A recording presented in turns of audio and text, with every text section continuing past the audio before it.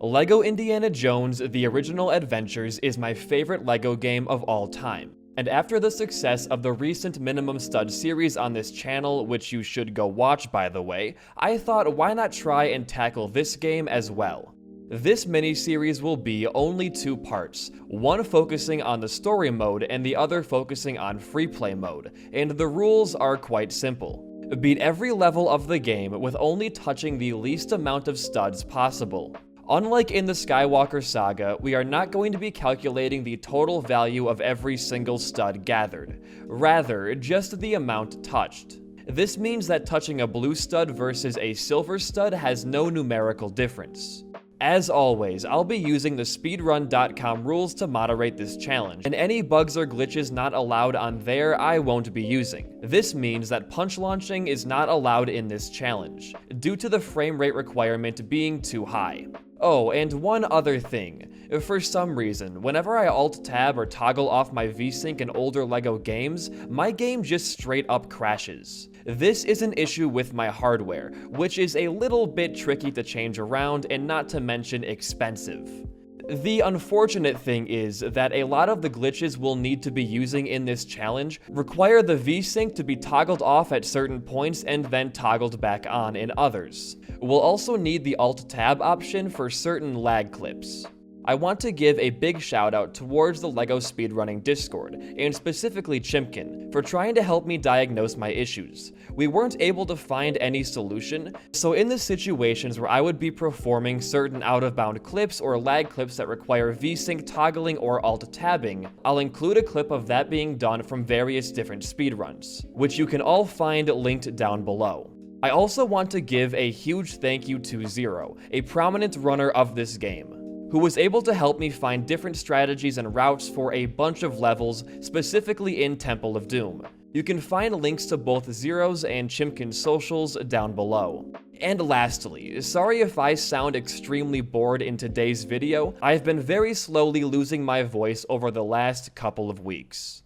Let's not beat around the bush any longer. If you like the video, give it a like. If you dislike the video, cash app me $10 and allow me to answer the question of how many studs it takes to beat LEGO Indiana Jones: The Original Adventures.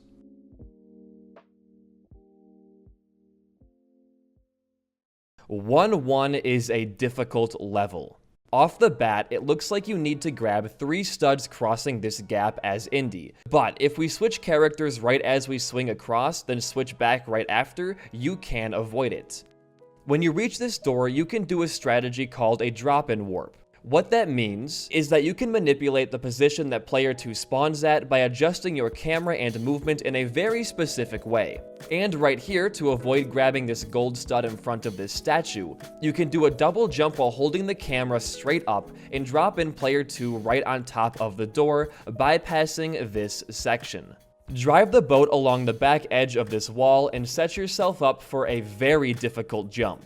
You'll need to stand either left or right of this staircase and do a very precise double jump to just barely grab this vine. And then wait for your partner player to do the same and enter the first big roadblock of the run. This room is notorious in speedrunning for being one of the hardest rooms in the game. Now, most runners tend to just take it easy and go the top route and do the puzzle the intended way, before jumping on down and continuing. The only issue with that for us is that you're forced to grab 1 stud if you do it the normal way. However, there exists a trick that has only been captured on video once called the spike skip. Now, I have a whole entire video I'm working on just about this one jump and how hard it is, but the way it's done is by jumping onto each of these very small and precarious corners all the way across. It sounds simple enough, right? Well, it would be, if both the spikes and the pit below you weren't both instant death. Seeing as this trick has only been proven to be done once, I gave it about half an hour of trying on stream before giving up and saying, look, it's possible, but I've got shit to do, and moving on. After that, just climb this rope and make your way to the next door. This next particular door is opened by pressing all of the 4 dark pressure plates, with each pressure plate having 2 silver studs on top. The strategy I found here is to enter in 2 players and have player 2 dive just ahead of the plate and then drop out, which will still activate the plate but not gather the studs. Spin the key, steal the idol, jump across this rope, and then get stuck again. Now you're supposed to jump across this pit using this vine, but since the rope has a ton of studs, we can't do that. Instead, jump as far across as you can and try to land at the base of the ladder. This should bait the player 2's computer into thinking you're all the way over, and you can switch into them and grab the pulleys. Now the boulder section spawns you on top of 1 silver stud, but if you instead enter the room as player 2, you'll have no such issue, and then just intentionally die 3 times to force cut to the end. The very last thing you have to worry about in this level are right here at these boxes, one of them having to be whipped across from this platform with some studs blocking it. If you carefully position yourself in this corner, you can grab the box with only grabbing 2 studs, bringing us up to a level total of 2. The following level, 1-2, is one of my favorite levels in the challenge, but that doesn't mean it's easy. For starters, you'll be touching 1 stud right away to get this key down and open the door. I tried jumping above the ladder to grab the key early, but until you knock it down, it's not really considered a grabbable object yet. After that, fight the gun dudes and head outside. Build the elevator to raise Indy up, but don't grab the bar. Instead, jump across this gap as Marion so the CPU player will automatically path to you. Do the same exact thing in this next area, then switch to Marion to move the TNT down. And while pushing it down, you'll be picking up 1 gold and 1 silver stud, bringing us up to a level total of 3. The next trick here might take some explaining. Lots of older LEGO games have jump buffers, which means if you jump, then press the A button in the air before you land, your character will then immediately jump the first available frame they're able to. This, accompanied by the use of some very jank geometry in these levels, can allow for some crazy skips, like right here, where you can use a jump buffer to jump off of some invisible platforms on this wall. The other puzzle we encounter in this area are these handlebars, which all have gold studs located around the edges. You're able to jump around the first 2, but you'll need to be grabbing these last 2 golden studs when making your final jump, putting our level total up to 5. In this following room, the game wants you to do a bunch of platforming to lower this pressure plate down, but instead we're just gonna jump buffer all the way up here and then jump down, bypassing the need to even play the game. The last complex jump you'll be making is off this railing to grab this bazooka, ending off the level with a total of 5 studs. Now 1-3 is full of just as many quirky movements as the last, starting us off with this gate. Normally, you have to do this whole song and dance to grab some keys and then spin open the door. But we can instead jump off of this key turner and drop in player 2 at the apex of our jump, which will spawn them behind the door. Make your way over to our rooftop sequence and jump off the right side to make it onto this invisible ledge, then drop down behind, ending up out of bounds, and run into our next loading zone. So far, so good. Push the ball down while making sure to avoid any studs along the outer rim, and then make some really tight jumps until you find the monkey. In my testing, you'll have to grab at least 1 of these bridge studs, but maybe I'm wrong. It's really hard to test a lot of these late level tricks because if you mess up, you have to play through the entire level over again, which is why some of these clips you see right now are in free play to skip cutscenes and speed up the process. But once you do that, you are practically home free. The only other thing you have to do is one final out of bounds clip where you jump off the back of this pillar to land below the ground and walk under the door to secure your victory at 1 stud. Coming up next, Well of Souls, one of my favorite levels from when I was a kid, and one that surely won't disappoint us now. You're going to need to toggle off VSync ASAP here, and then push Sala between this pillar and this wall to clip him out of bounds. Then run along the sides to skip the entire first half of the level, immediately putting us in as Marion and Indy. When you swing across this gap, make sure you do the same trick as in 1-1 with the character switch. and then do a lag clip as Chimkin does here to get a transition skip below the level, skipping the next room. Lag clips are kind of complicated. They're caused by the game being alt-tabbed in and out in rapid succession to mess with the overall collision of certain objects within the game, but can only be done in very specific areas, which I don't have time to go over in this video, but it is used quite a bit in this run. The snake room spawns you right on top of one silver stud, but luckily for us is also home to a very nice skip, where if you place Indy right on top of this dirt patch, then thread the needle between the studs on this rope and jump between the platforms, Indy will warp to the other side, and you can skip the entire boss fight thing. Impressively, the only studs here you have to touch are these 3 on the monkey bars and the 1 gold in front of our cutscene trigger, ending off this level at only 5 studs. I know we're going quite fast here, but we do have a lot to cover, so let's keep going. 1-5 is also a pretty fun one, with some really cool flashy tricks. Starting off, you'll want to jump off of this gray cart to skip the entire first room. Then, you can either do this gate as intended or jump off the metal tower to speed things up. And now, for the hardest trick in the entire run. You'll have to position yourself in this corner very precisely, and that's it. The devs just extended the loading zone here a little bit too far, so yeah. Anyways, in cooler news, sidle Marion up against the crack of this gate, then place the anvil down to push her through and skip the entire boss fight, putting us into the car chase scene. The only possible studs here are at the very end, when you crash into the car with the ARC truck. To avoid these, simply drop out the player driving the car as soon as you collide, and you'll be cool, giving us our first 0 stud level. And finally, for the end of our first film, we have 1-6, the first level I ever speedran. For starters, make your way over to this box as Marion, and buffer jump off the corner of the tarp to skip the entire first room. Then use this plant to get on the roof of the building, jump to the electrical pole, then jump over the invisible wall, skipping the second room.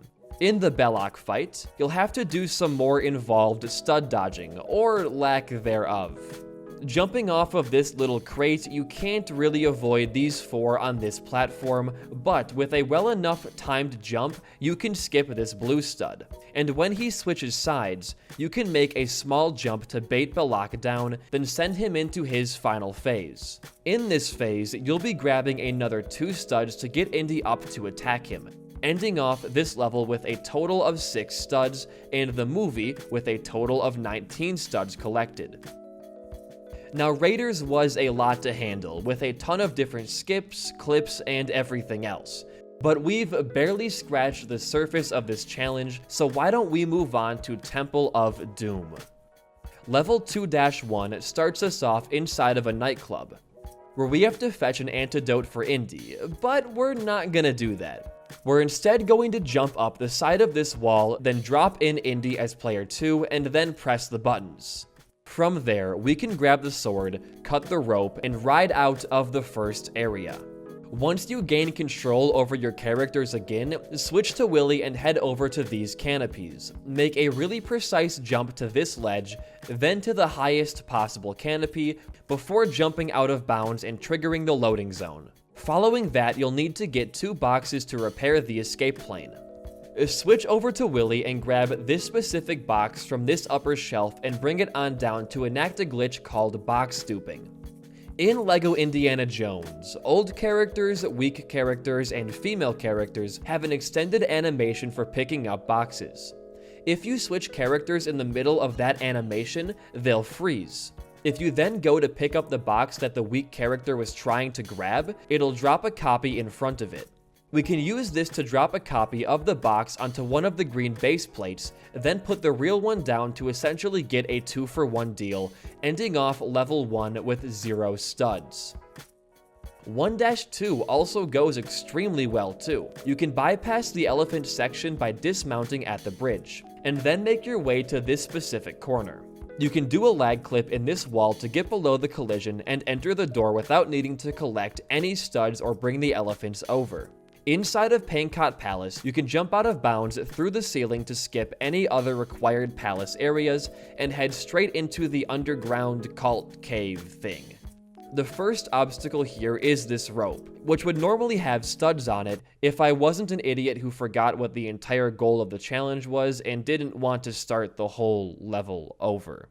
The solution to this puzzle is actually pretty straightforward. Jump as far as possible as Willy, then have player 2 switch to the other character, who automatically jumps across the gap. Unfortunately, in our next section, you are going to be required to grab 1 silver stud as Indy at the top of this ladder, which is unavoidable as far as I am aware. Once you do that though, you'll be home free after 1 more lag clip. In contrast to the ease of levels 1 and 2, level 3 is a pain in the ass, and definitely the worst level by far. We start off with a difficult string of jumps on top of this ledge and this statue, which at the very least will net you just 1 stud, since normally this floating blue thing is a mini kit. But once you get over this 6-hour practice jump, you'll be doing a lag clip on this bottom ledge to skip having to get player 2 across, heading into the main chamber. I tried everything I could in this section, and didn't actually complete it until I began streaming the free play version of this challenge, where Zero, a prominent runner in the scene, gave me some insight. Right below the left arm of the tower, the game has some weird invisible platforms that you can navigate to grab the monkey bars, then the lever with 0 studs gathered. You can next execute a lag clip on the left side right here to sneak out of bounds, then jump back in bounds to grab the second lever. This brings us up to a total of 1 stud for the entire level, a huge improvement over what I thought to be an almost 12 stud level. Anyways, it's time for 1-4. Build the minecart while being careful to avoid the studs on this upper ledge with the box, or just a box dupe with Willy. Use the same jump bait drop in tech as the past few levels to avoid the studs on this rope, and then once more with these monkey bars.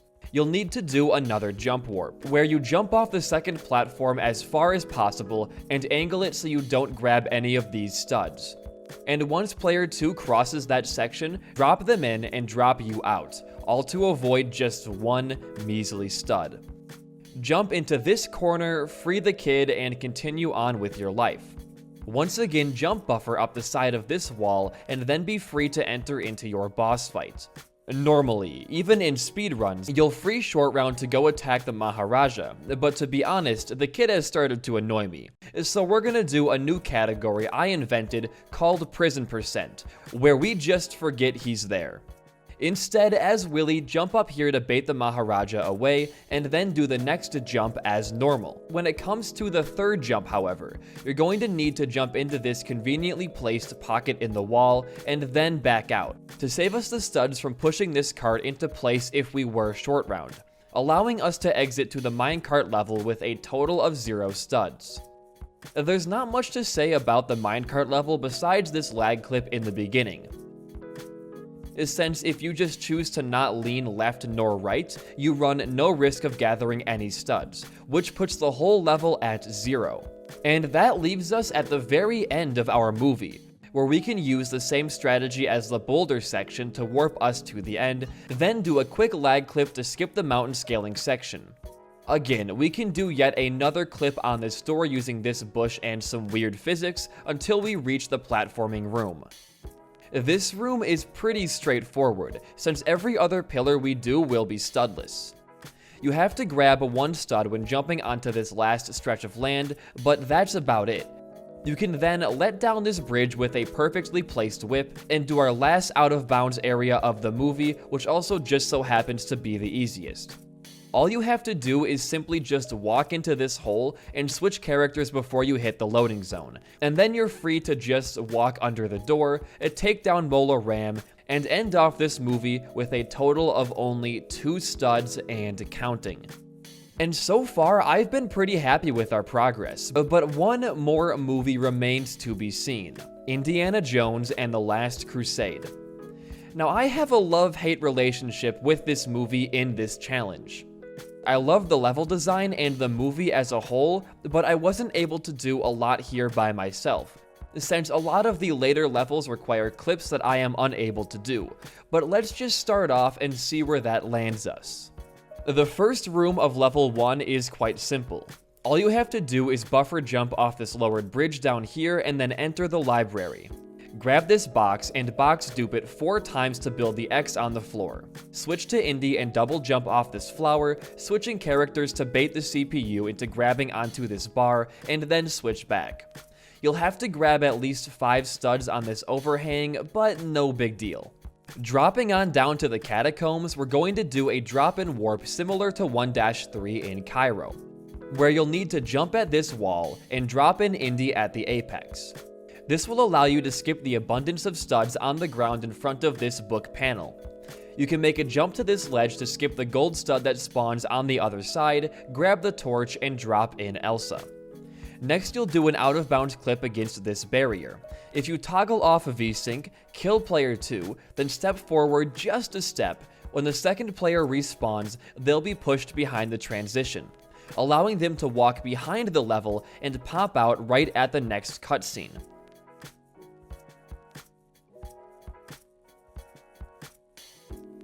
The boat section has no required studs in a normal playthrough of the game, allowing us to move on to 3-2, and it's a bit of a trickier one.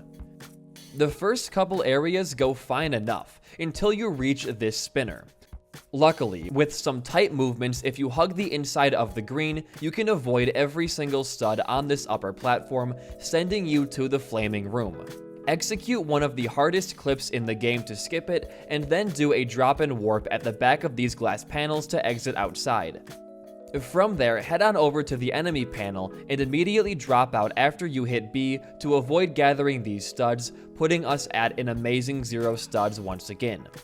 While it may not seem like Crusade is off to an amazing start, 3-3 does bring this back around a small amount. The first positive thing is that we can clip Indie's dad through this door to skip the entirety of the first room, then just walk along the motorcycle trail to avoid breaking anything while on a vehicle. You will need a motorcycle for this jump, however, but as long as you clear the way before heading up the ramp, nothing is at risk. The hitboxes on vehicles are very jank, however, so be careful. In this next room, you can wheelie on the bike, then double jump off to this roof to speed up the process just a little bit. And with some well-timed jumps, you can grab the box that allows you to access the cage with the bazooka, only to be met with a singular silver stud when picking it up, since for some reason you can't just use your whip. Regardless, proceed as normal until the final section of this level, where you can just complete it normally, or do a drop-in warp to complete 3-3 with only 1 stud collected. As we reach the home stretch of this video, I want to remind you guys that these take forever to make. And if you do enjoy the effort that I put in, liking, commenting, and subscribing really does help motivate me to do more things like this in the future. No pressure though. 3-4, while complicated, is still pretty good for our run. The only thing you have to worry about is leaving the blimp with a bottle in hand. This will become super important later on, just trust me. Throw some chairs at the Nazis, do a well-timed double jump over this barrier, and one more across this ledge. Run to the end as Indie's dad and use the bottle to break open the metal cage blocking your progression. For some reason, the bottle counts as an explosive, which allows us to skip a majority of this level. And finally, to end off this section, do another out-of-bounds punching clip to hit the level-ending trigger right below the car, giving us yet another 0 stud level. Now it seems that things are turning around to be in our favor. Let's see if that momentum carries through in 3-5. Off the bat, we have only 2 routes, the most viable route being another punch out of bounds clip in this entryway, which would give us about 2 studs if done perfectly. Or we could try doing it the normal way, which at a first glance might be studless. However, you do have to grab at least 1 stud entering into this area anyways, meaning that the out of bounds clip is just more viable. We do yet another out-of-bounds clip to avoid picking up the studs in the next room by lodging Indie between a wall and this crate.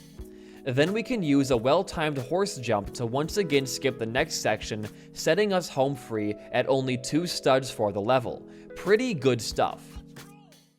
And finally, for the final level of the run, we have 3-6, the culmination of all of our tricks. Starting off here, you can access the above panel right at the very bottom of the building, which will net you 3 studs, but still better than the normal route. Then do a punching out of bounds clip to go beneath this door, continuing us forward. You have to grab 1 silver stud when activating this book panel, then 2 gold making this jump, and another 1 silver with the final jump, putting us at 7 studs so far. Then grab another 3 studs when making this tight gap jump. Do another gap jump, grab this green thing, place it down, and whip it across, putting us at a total of 10 studs so far. The next room is the single most complicated room in the challenge, which is only fitting. First off, do a character jump switch with Sala, then switch to Indy to get across these bars. Then walk to about this point as Indiana and try to drop in player 2. This will, for some reason, start rapidly switching you between Sala and Indy, with Sala being underneath the death plane. You can do some tight maneuvering and jumps to eventually get Sala to warp up to the mainland. Jump up this wall, grab the blue box, and continue on forward. You'll have to grab 3 studs on this bridge in order to progress, but that takes you to our final room. Open the book panel, switch characters as you swing across, whip the cup, and end this challenge at 13 studs for the level and 21 for the full movie. This puts our entire story mode challenge playthrough at 42 studs in total, with improvements definitely being able to be made. If anyone whose copy of the game doesn't crash when toggling off your VSync, maybe they can find some extra lag clips or out of bounds punches, but that right now seems to be beyond my power. If you enjoyed the video, stay tuned for the free play version next week. And if you want to catch these done live, my Twitch is linked down below, along with my Discord. Thanks for watching, and see you guys next week.